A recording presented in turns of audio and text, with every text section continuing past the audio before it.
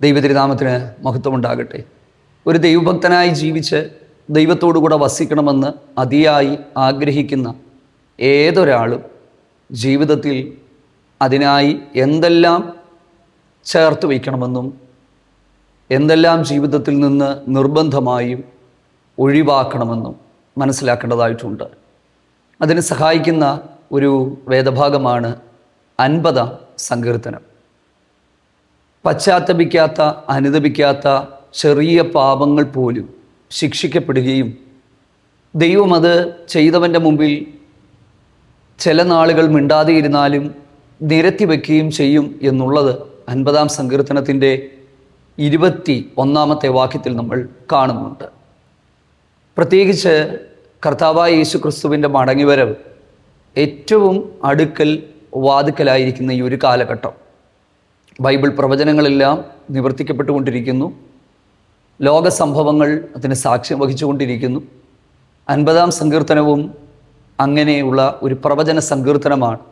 ദൈവം നീതിയുള്ള ന്യായാധിപതിയാകുന്നു, ആകാശത്തെയും ഭൂമിയെയും വിധിക്കുന്നു. യാഗം ചെയ്ത് നിയമം ചെയ്ത വിശുദ്ധന്മാരെ എൻ്റെ അടുക്കൽ കൂട്ടുവീൻ. ഇങ്ങനെയുള്ള കാര്യങ്ങളൊക്കെ ആ സങ്കീർത്തനത്തിൽ നമ്മൾ കാണുമ്പോൾ കർത്താവിൻ്റെ മടങ്ങിവരവുമായിട്ട് ബന്ധപ്പെട്ട് ഈ ഒരു സങ്കീർത്തനം നമുക്ക് ചിന്തിക്കുവാനായിട്ട് കഴിയും.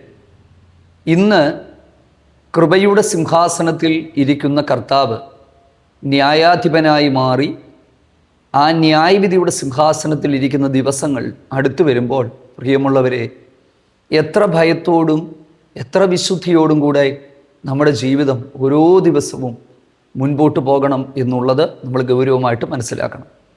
ഇന്നത്തെ ഈ ഒരു ദൈവവചന ധ്യാന സമയം ഒരിക്കലും വിടുതലിന് വേണ്ടിയോ അനുഗ്രഹത്തിലേക്കുള്ള പടികളോ ഒന്നുമല്ല. ആഴമായി നമ്മുടെ ദൈവസ്നേഹത്തെ വർദ്ധിപ്പിക്കുകയും ദൈവത്തോടുള്ള കൂട്ടായ്മയിൽ ഓരോ ദിവസവും എങ്ങനെ നടക്കാനായിട്ട് കഴിയും എന്നുള്ളതിനെക്കുറിച്ചാണ്. ഇത് വളരെ പ്രധാനപ്പെട്ട ഒരു കാര്യമാണ്. കാരണം ഇവിടെ ദൈവത്തോടു കൂടെ വസിക്കുന്നവന് മാത്രമേ അക്കരെ നാട്ടിലും കർത്താവിനോട് കൂടെയുള്ള വാസം സാധ്യമാകുകയുള്ളൂ. 50-ാം സങ്കീർത്തനത്തിൽ ദൈവത്തിൻ്റെതായ ചില വാക്കുകൾ നമുക്ക് കാണാനായിട്ട് കഴിയുന്നുണ്ട്. ഞാൻ ആ ഭാഗങ്ങളിലേക്കൊക്കെ വളരെ വേഗത്തിൽ പോകാം. പല സമയങ്ങളിലും ക്രിസ്തീയ ജീവിതം എന്ന് പറയുന്നത് അതിൻ്റെ ആ അന്തസത്ത മനസ്സിലാക്കാതെ, ദൈവത്തിൻ്റെ ഉദ്ദേശം മനസ്സിലാക്കാതെ വെറും വാക്കുകളോ ചടങ്ങുകളോ ആചാരങ്ങളോ ഒക്കെയായി മാറിപ്പോകുമ്പോൾ അതിൻ്റെ അകത്തൊക്കെ പതിയിരിക്കുന്ന ചില അപകടങ്ങൾ ഉണ്ട്. ഞാനത് നിങ്ങൾക്ക് വ്യക്തമായി ഈ സങ്കീർത്തനത്തിൽ നിന്ന് മനസ്സിലാക്കാം. 50-ാം സങ്കീർത്തനം ആരംഭിക്കുമ്പോൾ യഹോവയാം ദൈവം അരുളി ചെയ്തു, സൂര്യൻ്റെ ഉദയം മുതൽ അസ്തമയം വരെ അവിടുന്ന് ഭൂമിയെ വിളിക്കുന്നു എന്ന് പറഞ്ഞുകൊണ്ടാണ് ഈ സങ്കീർത്തനം ആരംഭിക്കുന്നത്. കർത്താവിൻ്റെ മടങ്ങി വരവിനെക്കുറിച്ചുള്ള ചില കാര്യങ്ങൾ ഈ സങ്കീർത്തനത്തിൻ്റെ അകത്ത് എഴുതിയിട്ടുണ്ട്. നമ്മുടെ ദൈവം വരുന്നു, മൗനമായിരിക്കില്ല, തീയ് മുമ്പിൽ ദഹിപ്പിക്കുന്നു, ചുറ്റും വലിയ കൊടുങ്കാറ്റടിക്കുന്നു. ഇങ്ങനെയുള്ള കാര്യങ്ങൾ നമുക്ക് കാണാനായിട്ട് പറ്റും. പല സമയത്തും പലർക്കുമുള്ളൊരു സംശയമാണ്, പാപം ചെയ്തിട്ടും ദൈവം മിണ്ടുന്നില്ല, ദൈവം മിണ്ടാതെയിരിക്കുന്നു, എന്തുകൊണ്ടാണെന്നൊക്കെയുള്ള ചോദ്യങ്ങൾ സാധാരണയായിട്ടുണ്ടാകും. പക്ഷേ ഈ സങ്കീർത്തനം എല്ലാ തരത്തിലുള്ള സംശയങ്ങളും തുടച്ചു മാറ്റുന്നതാണ്. കാരണം ദൈവം മിണ്ടാതെ ഇരിക്കുന്നത് കരുണയും കൃപയും വാത്സല്യവുമുള്ള ദൈവമായതുകൊണ്ടാണ്. പക്ഷേ അവിടുന്ന് എല്ലാ കാലവും മിണ്ടാതെ ഇരിക്കത്തില്ല. അതിനെക്കുറിച്ച് സങ്കീർത്തനത്തിൽ എഴുതിയിട്ടുണ്ട്. അപ്പം ഇവിടെ മൗനമായിരിക്കില്ല, അവിടുന്ന് വരുന്നു. 4-ാമത്തെ വാക്യത്തിൽ ന്യായവിധിയെക്കുറിച്ചാണ് പറയുന്നത്. യോഹന്നാന്റെ സുവിശേഷത്തിൽ ന്യായവിധിയെല്ലാം പുത്രന് നൽകി കൊടുത്തിരിക്കുന്നു എന്ന് നമ്മൾ കാണുമ്പോൾ മേലിൽ നിന്ന് ആകാശത്തെയും അതേ ഭൂമിയെയും വിളിക്കുന്നു എന്ന് നമ്മൾ കാണുന്നുണ്ട്. ഹബക്കൂക്ക് പ്രവാചകന്റെ പുസ്തകം 2-ാം അധ്യായത്തിൽ നമ്മൾക്ക് കാണാനായിട്ട് പറ്റുന്നത് ഭിത്തിയിൽ നിന്ന് കല്ലുകളും അതുപോലെ തന്നെ തുലാമും ഒക്കെ സാക്ഷികളായിത്തീരുന്ന ദിവസങ്ങളുണ്ട്. അതായത് ദൈവത്തിൻ്റെ മുമ്പാകെ സാക്ഷികളായി ദൈവം ഇതിനെയൊക്കെ കൊണ്ടുവന്ന് ന്യായം വിധിക്കുന്ന ആ ഒരു ന്യായവിധി ദിവസത്തിൽ പറയുന്ന കാര്യം ഇങ്ങനെയാണ്. 5-ാമത്തെ വാക്യം, യാഗം കഴിച്ച് എന്നോട് നിയമം ചെയ്തവരായ എൻ്റെ വിശുദ്ധന്മാരെ എൻ്റെ അടുക്കൽ കൂട്ടുവീൻ. പഴയ നിയമകാലങ്ങളിൽ 5 തരത്തിലുള്ള യാഗങ്ങളാണ് ഇസ്രായേലിന് നൽകിയിരുന്നത്. ഈ യാഗങ്ങളെ പൊതുവെ 2ആയിട്ടാണ് തിരിച്ചിരിക്കുന്നത്. ഒന്ന്, സൗരഭ്യവാസനയുള്ള യാഗങ്ങൾ, ഹോമയാഗം, സമാധാനയാഗം, ഭോജനയാഗം. 2ാമത്തെ യാഗമെന്ന് പറയുന്നത് സൗരഭ്യവാസനയില്ലാത്ത യാഗങ്ങളാണ്, പാപയാഗം, അകൃത്യയാഗം. അപ്പം നിരന്തരമായി അർപ്പിക്കപ്പെടുന്ന യാഗങ്ങളുണ്ട്, പ്രത്യേക സമയങ്ങളിൽ അർപ്പിക്കപ്പെടുന്ന യാഗങ്ങളുണ്ട്. ഈ യാഗങ്ങളിലൂടെയെല്ലാം യാഗാർപ്പകൻ ദൈവസന്നിധിയിലേക്ക് അടുത്തു വരികയും ദൈവത്തിങ്കലുള്ള തൻ്റെ ആശ്രയത്തെ വെളിവാക്കുകയും ചെയ്യുന്നു. പഴയ നിയമ യാഗങ്ങളെല്ലാം കാൽവറി ക്രൂശിൽ യാഗമായി തീർന്ന കർത്താവായ യേശു ക്രിസ്തുവിൻ്റെ നിഴലാണെന്ന് നമ്മൾ മനസ്സിലാക്കണം. അതുകൊണ്ട് ഇപ്പോൾ നമ്മൾ ജീവിക്കുന്ന കാലഘട്ടത്തിൽ ആക്ഷരികമായ യാഗങ്ങളുടെ ആവശ്യമില്ല. അതുകൊണ്ടാണ് നമ്മളാരും കാളയെയോ ആടിനെയോ ഒന്നും അറക്കാത്തത്. കാരണം ക്രൂശിൽ കർത്താവ് നമുക്ക് വേണ്ടി തൻ്റെ രക്തത്തെ ചിന്തി അവിടുന്ന് നമുക്ക് വേണ്ടി യാഗമായി തീർന്നപ്പോൾ ഇനിയൊരു യാഗങ്ങളുടെ ആവശ്യമില്ല. എന്നാൽ ചില യാഗങ്ങൾ നമ്മുടെ ജീവിതത്തിൽ അനിവാര്യമാണ് താനും. പുതിയ നിയമത്തിൽ 6-7 കൂട്ടം യാഗങ്ങളെക്കുറിച്ച് പറയുന്നുണ്ട്. അതിൽ 1ാമത്തെ യാഗമെന്ന് പറയുന്നത് നമ്മൾ തന്നെ യാഗമായി തീരുക എന്നുള്ളതാണ്. ഓരോ വ്യക്തിയും യാഗമായി ജീവിക്കുക. റോമാലേഖനം 12-ാം അധ്യായത്തിൻ്റെ 1-ാമത്തെ വാക്യത്തിലാണ് നമ്മളത് കാണുന്നത്. ക്രിസ്തീയ ജീവിതമെന്ന് പറയുന്നത് ദൈനംദിനമുള്ള യാഗാർപ്പണമാണ്. ഞാൻ എൻ്റെ ഇച്ഛകളെയും എൻ്റെ ആഗ്രഹങ്ങളെയും എൻ്റെ അഭിലാഷങ്ങളെയും എല്ലാം ദൈവഹിതത്തിനായി സമർപ്പിച്ചുകൊണ്ട് മനസ്സ് പുതുക്കി രൂപാന്തരപ്പെട്ട് വിശുദ്ധമായ ജീവനുള്ള യാഗമായി ഞാൻ സ്വയം എന്നെ തന്നെ അർപ്പിക്കുന്നു. 1.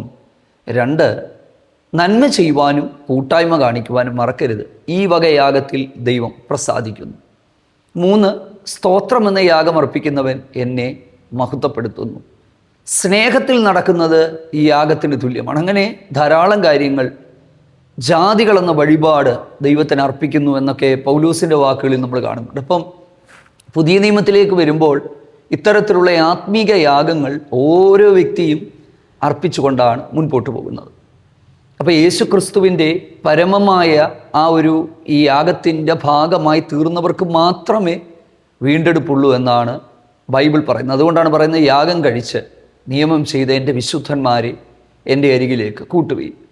6-ാമത്തെ വാക്യത്തിൽ ദൈവം തന്നെ ന്യായാധിപതിയായിരിക്കുന്നത് കൊണ്ട് ആകാശം അവിടുത്തെ നീതിയെ ഘോഷിക്കും. അടുത്തത് 7 മുതലുള്ള വാക്യങ്ങൾ വളരെ ശ്രദ്ധിച്ച് കേൾക്കുക. വ്യക്തമായ ദൈവത്തിൻ്റെ ശബ്ദമാണ്. ഒരുപക്ഷെ ആസാഫ് എന്ന് പറയുന്ന ദൈവഭക്തൻ അല്ലെങ്കിൽ ദൈവഭക്തന്മാർ അവരുടെ നാവുകളിലൂടെ അവരുടെ വാക്കുകളായി ചില കാര്യങ്ങൾ പുറത്തു വന്നെങ്കിലും വാസ്തവത്തിൽ ദൈവം തന്നെയാണ് സംസാരിക്കുന്നത്.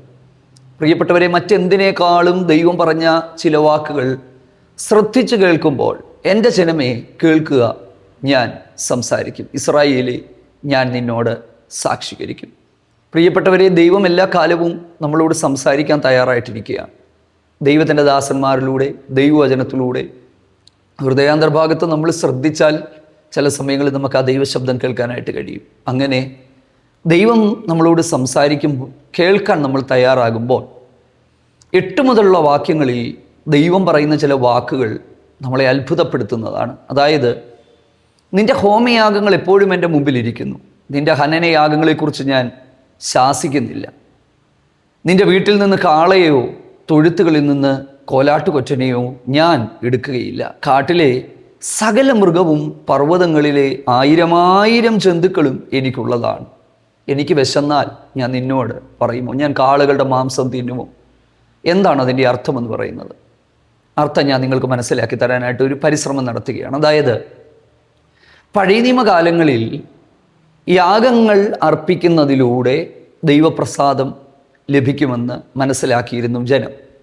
പക്ഷെ കാലം മുമ്പോട്ട് പോയപ്പോൾ, പ്രത്യേകിച്ച് BC 8-ാം നൂറ്റാണ്ടിലേക്ക് വന്നപ്പോൾ, ഇസ്രായേൽ സാമ്പത്തികമായും സാമൂഹികമായും സാംസ്കാരികമായിട്ടുമൊക്കെ അവർ ഉന്നതമായ പദവികളിലേക്ക് അവരെത്തി.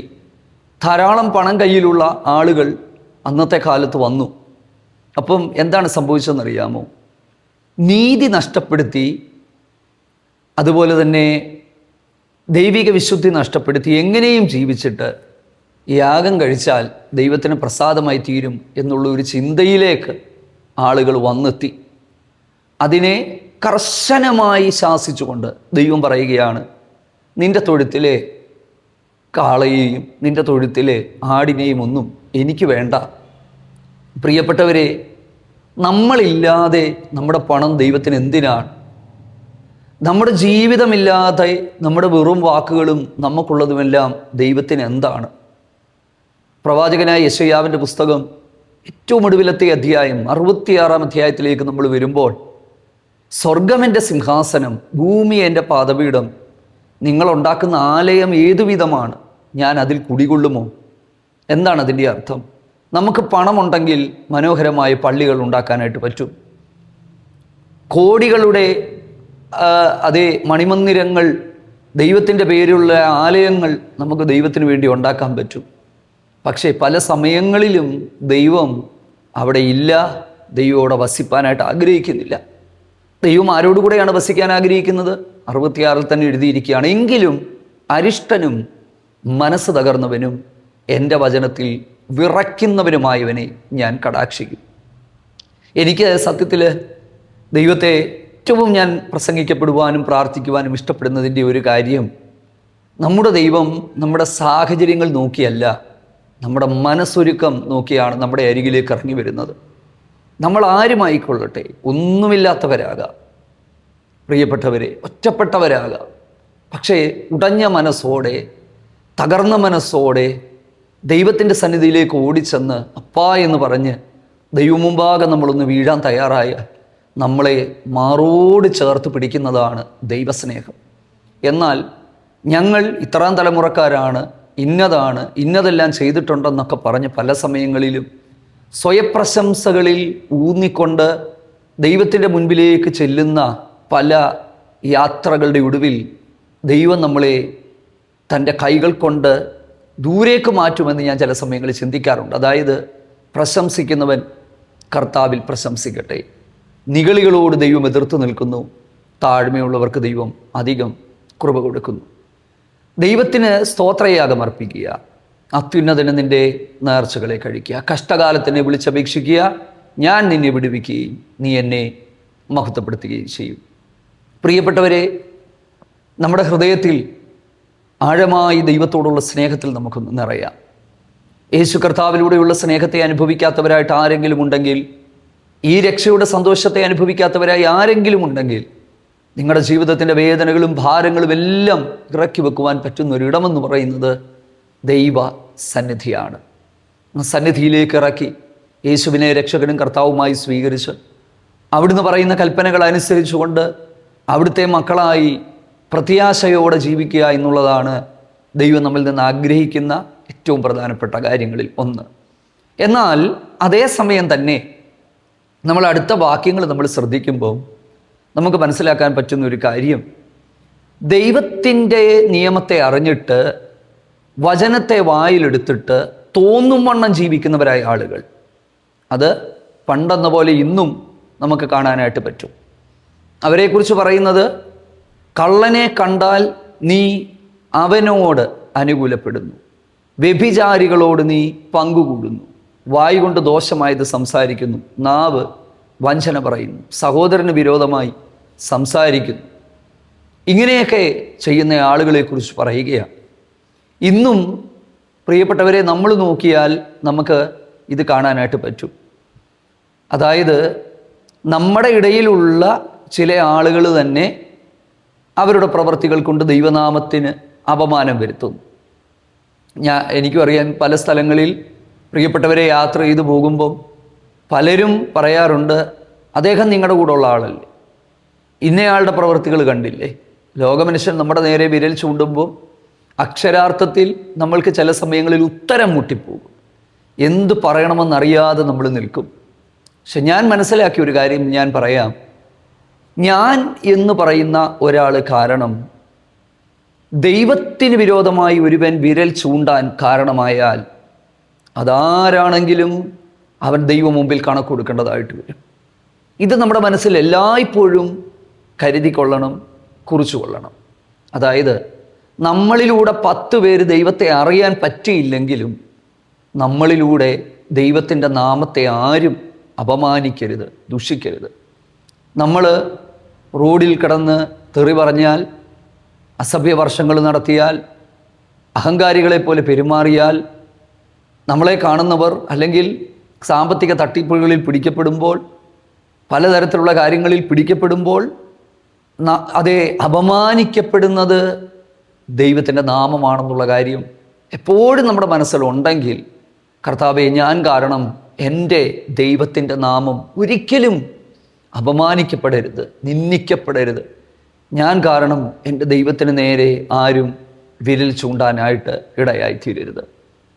അടുത്ത വാക്യം, നീ ഇത് ചെയ്തപ്പോൾ ഞാൻ മിണ്ടാതെയിരുന്നു, അതുകൊണ്ട് നീ വിചാരിച്ചു ഞാൻ നിന്നെ പോലെയുള്ളവനാണെന്ന്. ഇത് വളരെ സത്യമായൊരു കാര്യമാണ്. ഇന്നും നമ്മൾ നോക്കിയാൽ ആളുകൾ എന്നാ ചെയ്തിട്ടും അവർക്ക് അടി കിട്ടാത്തത് കൊണ്ട് അവരെന്തുമാകാമെന്നുള്ള ധാരണയിൽ ജീവിക്കുന്നുണ്ട്. പക്ഷേ ഞാൻ കുറച്ചു മുമ്പ് ഞാൻ പറഞ്ഞതാണ്, കൃപാസനത്തിൽ ഇരിക്കുന്ന കർത്താവ് ന്യായാസനത്തിൽ ഇരിക്കാനായിട്ട് പോകുന്ന ദിവസങ്ങളുണ്ട്. ഇയ്യോബിൻ്റെ പുസ്തകത്തിൽ നമ്മൾ കാണുന്നത്, ഞാൻ പാപം ചെയ്താൽ നീ കണ്ടുവെക്കും, ശിക്ഷിക്കാതെ വിടത്തില്ല. പ്രിയപ്പെട്ടവരെ, വളരെ ഗൗരവമായ ഈ ഒരു കാര്യത്തെക്കുറിച്ച് നമ്മൾ ബോധ്യമുള്ളവരായി തീരാൻ പരിശുദ്ധാത്മാവ് വചനത്തിലൂടെ നമ്മളെ ഓർപ്പിക്കുകയാണ്. കാരണം അടുത്ത വാക്യങ്ങൾ, ദൈവത്തെ മറക്കുന്നവരെ ഇത് ഓർത്തുകൊള്ളുകയും അവൻ നിങ്ങളെ കീറിക്കളയും, വിടുവിപ്പാൻ ആരും ഉണ്ടാകുകയില്ല. എബ്രായ ലേഖനത്തിൻ്റെ അധ്യായത്തിൻ്റെ ആരംഭ വാക്യങ്ങളിൽ നമ്മൾ കാണുന്നത്, ഓരോ ലംഘനത്തിനും ദൈവം ന്യായമായ ശിക്ഷ നൽകി കൊടുക്കുന്നു എന്നുള്ളതാണ്. അതായത് അന്നേരം ഉടനടി ശിക്ഷാവിധി ഉണ്ടാകുന്നില്ലെങ്കിലും മനുഷ്യർ പറയുന്ന നിസ്സാര വാക്കിനു പോലും ന്യായവിധി ദിവസത്തിൽ കണക്ക് ബോധിപ്പിക്കേണ്ടതായിട്ട് വരും. നമ്മുടെ മനോഭാവങ്ങളും നിരൂപണങ്ങളും ചിന്തകളുമെല്ലാം നിരത്തി വയ്ക്കുന്നൊരു ദിവസമുണ്ട്. ആ ദിവസത്തെക്കുറിച്ച് നമ്മൾ ബോധ്യമുള്ളവരായി തീരണം. ദൈവത്തെ മറക്കുന്നവരെ ഇത് ഓർത്തുകൊള്ളുകയും നിങ്ങളെ വിടുവിപ്പാൻ ആരും ഉണ്ടാകുകയില്ല. അടുത്ത വാക്യത്തിലേക്ക് വരുമ്പോൾ 23-ാമത്തെ വാക്യം, സ്തോത്രം എന്ന യാഗമർപ്പിക്കുന്നവൻ എന്നെ മഹത്വപ്പെടുത്തുന്നു, തൻ്റെ നടപ്പിനെ ക്രമപ്പെടുത്തുന്നവന് ഞാൻ ദൈവത്തിൻ്റെ രക്ഷയെ കാണിക്കും. വഴികളെ ക്രമപ്പെടുത്തുക, നടപ്പിനെ ക്രമപ്പെടുത്തുക. ശുദ്ധീകരണം കൂടാതെ ആരും ദൈവത്തെ കാണത്തില്ലെന്നുള്ള വചനം നമുക്ക് പരിചിതമാണ്. ദൈവം ഒരിക്കലും കോംപ്രമൈസ് ചെയ്യാത്തൊരു കാര്യമെന്ന് പറയുന്നത് ദൈവത്തിൻ്റെ വിശുദ്ധിയാണ്. അതുകൊണ്ട് ദൈവിക വിശുദ്ധിയിൽ നിന്ന് അകറ്റിക്കളയുന്ന എന്തെങ്കിലും നമ്മുടെ ജീവിതത്തിലുണ്ടെങ്കിൽ ഓരോ ദിവസവും നമ്മുടെ വസ്ത്രങ്ങൾ അലക്കുന്നവരാണല്ലോ, അല്ലേ? ഇല്ലേ? എന്നതുപോലെ ജീവിതമാകുന്ന വസ്ത്രം യേശു ക്രിസ്തുവിൻ്റെ പുണ്യാഹവും നിർമ്മലവുമായ രക്തത്താൽ കഴുകിക്കൊണ്ട് ശുദ്ധീകരണം പ്രാപിച്ചുകൊണ്ട് മുമ്പോട്ട് പോകുമ്പോൾ നടപ്പിനെ ക്രമപ്പെടുത്തുന്നവന് രക്ഷയെ കാണിച്ചു കൊടുക്കുന്ന ഒരു ദൈവമാണ്. 50-ാം സങ്കീർത്തനത്തിൽ നിന്നുള്ള ചില ആത്മീക ചിന്തകളാണല്ലോ നിങ്ങളുമായിട്ട് പങ്കുവച്ചത്. ഈ ദൈവജന സന്ദേശം നിങ്ങൾക്ക് അനുഗ്രഹമായി തീർന്നുവെന്ന് വിശ്വസിക്കുന്നു. ഞങ്ങളെ ഓർത്തുകൊണ്ട് പ്രാർത്ഥിക്കുക. നിങ്ങളെയും ഓർത്തുകൊണ്ട് പ്രാർത്ഥിക്കുന്നതായിരിക്കും. കർത്താവ് നമ്മളെല്ലാവരെയും ധാരാളമായിട്ട് സഹായിക്കട്ടെ. ആമേൻ. ഒരു നിമിഷം നിങ്ങൾക്ക് വേണ്ടി പ്രാർത്ഥിക്കുവാനായിട്ട് ആഗ്രഹിക്കുകയാണ്. കർത്താവെ, ഞങ്ങൾ നന്ദിയോട് സ്തോത്രം ചെയ്യുന്നു. അങ്ങയുടെ മുഖത്തേക്ക് ഞങ്ങൾ നോക്കുന്നു. ഈ തിരുവചന സന്ദേശം ശ്രവിക്കുന്ന ഓരോ പ്രിയപ്പെട്ടവരെയും ദൈവകരങ്ങളിലേക്ക് ഏൽപ്പിച്ച് പ്രാർത്ഥിക്കുന്നു. അങ്ങയോടുകൂടെ നടക്കുവാനും അങ്ങയോടുകൂടെ വസിക്കുവാനും അവിടുന്ന് ഞങ്ങളെ തിരഞ്ഞെടുത്തല്ലോ കർത്താവേ. ദൈവത്തിൽ നിന്ന് ഞങ്ങളെ അകറ്റിക്കളയുന്ന ഒന്നും ഞങ്ങളുടെ ജീവിതത്തിൽ ഉണ്ടാകാതെ വേണം. വിശുദ്ധിയിലും നിർമ്മലതയിലും മുൻപോട്ട് പോകുവാൻ ഞങ്ങൾക്ക് ഏവർക്കും കൃപ നൽകണം. ഇവിടുത്തെ കൃപയുടെ മറവിൽ ഞങ്ങളെ മറയ്ക്കണം. യേശു ക്രിസ്തുവിൻ നാമത്തിൽ തന്നെ. ആമേൻ. God bless U.